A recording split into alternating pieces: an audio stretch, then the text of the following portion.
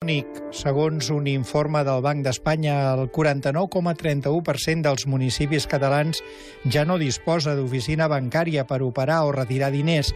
Aquesta nit sabrem quina és la pregunta que fa pensar el senyor Enric Vendrell Andreu, que és portaveu de l'Associació d'Usuaris de Bancs, Caixes i Assegurances de Catalunya, AISEC-ADICAE.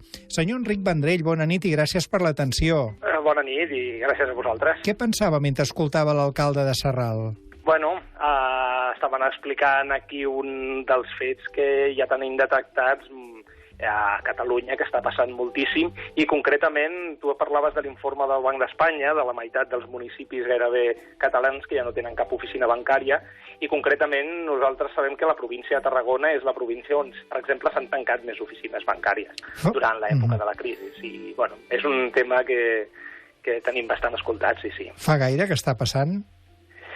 Bueno, tot això ve arrel una mica de la reestructuració bancària de l'estat espanyol. El sistema financer espanyol està a la UBI i està passant per una reestructuració que passa bàsicament per baixar costos, que consisteix en digitalitzar tota l'operativa, tancar oficines al màxim possible i anar unint bancs fins que està passant el que està passant, que queden 4 bancs i el menys servei possible en personal, a poder ser. Aquest fet exclou del sistema bancari moltes persones. És legal aquesta exclusió? Una cosa és legal i l'altra és si seria correcte o no. Nosaltres com a associació nosaltres parlem moltes vegades del terme de l'exclusió financera, ja no només social sinó també financera. Nosaltres parlem sempre de que és necessari, o ara actualment ja un compte bancari és un servei bàsic, com pot ser l'aigua, com pot ser la llum, és obligatori ja per qualsevol persona tenir un compte bancari, perquè la pensió, l'atur, alguna ajuda o la nòmina es cobra per un compte corrent, i el fet de que quedin 4 bancs que utilitzen una posició de força oligopòlica on cobren les mateixes comissions i exigeixen moltíssim a les persones consumidores, obliga a passar per l'aro, en certa manera, per aquestes comissions a tothom, i fan una mica el que volen en aquest sentit per tothom. No és que sigui legal, és que no podem deixar de recordar que són empreses privades i al cap i a la fi fan el que volen en aquest sentit i ho poden anar fent i no els importa si és un servei bàsic o no és un servei bàsic per a les persones. Per ells és una empresa privada. Les entitats de consumidors com la seva ADICAE, a més de denunciar-ho, poden emprendre accions legals contra les entitats bancàries? Home, accions legals n'hem emprès moltíssimes contra comissions abusives i posicions oligopòliques, molt recentment contra CaixaBank, contra la CAM, Sabadell i contra el Santander fa molt poquet per al tema del Popular, on s'han perdut tots els estalvis de moltíssimes persones, centenars de milers.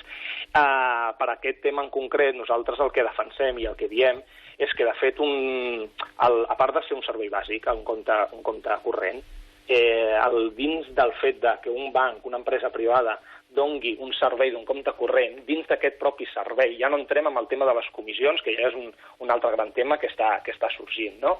De la comissió de manteniment, de les targetes i demés, sinó que és obligatori que els bancs puguin donar i garantir accés a la liquiditat, és a dir, tu el fet de contractar un servei d'un compte corrent porta en si mateix a poder accedir a aquesta liquiditat. És a dir, jo si tinc un compte corrent haig de poder accedir a treure els diners, tant d'un caixer automàtic o d'un caixer amb una persona, etc. I si no han de tancar oficines, ens sembla perfecte, perquè nosaltres sempre recordem i diem, les oficines no són punts d'atenció i assessorament, són punts de venda comercial majoritàriament de productes tòxics.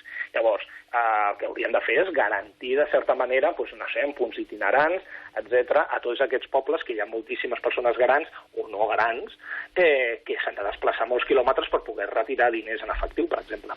Ens ho diu Enric Vendrell Andreu, és politòleg, expert en l'assessoria i la pedagogia de l'economia social i portaveu de l'Associació d'Usuaris de Bancs, Caixes i Assegurances de Catalunya, AISEC-ADICAE. Ja fa anys que vostè lluita perquè es visibilitzin els abusos de les entitats financeres i denuncia l'incompliment de la normativa europea en matèria d'economia i defensa col·lectiva. No sé si és una batalla perduda.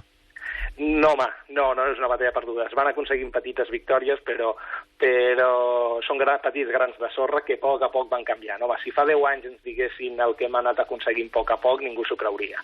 A poc l'anem guanyant. És una batalla de David i Goliat, però que la gent va prenent consciència, hem de prendre consciència com a persones consumidores, sent crítiques, i crec que a poc ho estem aconseguint. Doncs ho celebrem. I quina és la pregunta que fa pensar el senyor Enric Vendrell? Doncs la pregunta seria si l'administració pública, a l'Estat, els polítics, poguessin arribar a fer front a aquest poder oligopòlic que controla realment les nostres institucions, que és la banca, el sistema financer, que té un poder brutal, és un lobby brutal, i no sé si alguna vegada, algun dia, podran atrevir-s'hi a fer front. I aquesta és una mica la gran pregunta i la que em fa moure, sí. Abans era amb l'Església hem topat, ara podríem dir amb la banca hem topat, no? Sí, exactament. I abans d'acomiadar-nos, no sé si voldria aprofitar per fer arribar unes paraules als oients de la nit dels ignorants. Home, ja que ja hi som aquí, el missatge que nosaltres intentem transmetre lluitant, vull dir, com a persones consumidores, hem d'instruir-nos, que serem lliures, i perquè la banca s'aprofita sobretot de la nostra ignorància, s'aprofita del nostre desconeixement i dels nostres instints més bàsics per vendre'ns productes tòxics i enganyar-nos vilment, i que desconfiem sempre i que no ens deixem assessorar per comercials, i que hi ha moltíssima gent que sempre ens podrà assessorar i sempre preguntar, escolta'm, que hem de conèixer, perquè si no ens enganyen i a vegades curar és més complicat que prevenir. Enric Vendrell, portaveu de l'Associació d'Usuaris de Bancs, Caixes i Assegurances de Catalunya, AIC Cadicae, moltíssimes gràcies pel que fan i per l'atenció. Bona nit. A vosaltres, moltíssimes gràcies.